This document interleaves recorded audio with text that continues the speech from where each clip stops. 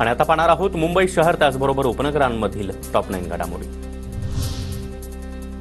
मुंबईतील नागपाड्यामध्ये कामगारांच्या मृत्यू प्रकरणामध्ये दोघांना अटक केलेल्या दोघांवर जे मार्ग पोलिसांकडून निष्काळजीपणा केल्याचा गुन्हा दाखल। मुंबई महापालिकेमधील 580 सफाई कामगारांना सेवेत कायम करण्याचे कोर्टाचे आदेश। कचरा वाहतूक श्रमिक संघाचा कायदेशीर लढ्यामध्ये विजय। सर्वोच्च न्यायालयाने पालिकेची याचिका फेटाळली। महारेलकडून महाराष्ट्रामध्ये 2 वर्षात 32 पुलांची उभारणी। येत्या वर्षभरामध्ये आणखी 25 उड्डाण पुलांचं काम करण्याचं नियोजन। होळीसाठी चाकरमान्यांसाठी मुंबई आणि ठाण्यातून एसटीच्या जादा बस धावणार। एसटी महामंडळाकडून कोकणामध्ये 195 जादा बसेस धावणार।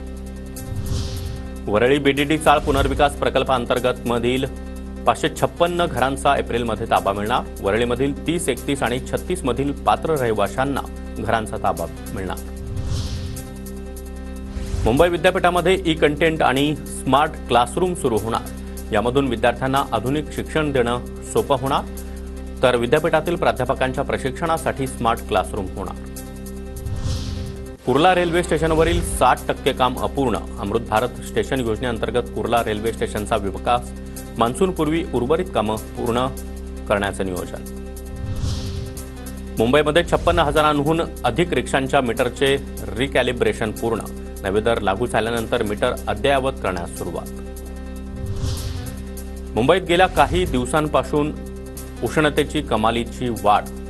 दुपारच्या वेळेमध्ये मुंबईमध्ये पारा 37 अंशांवर। नागरिकांना उन्हाच्या झळा बसायला सुरुवात।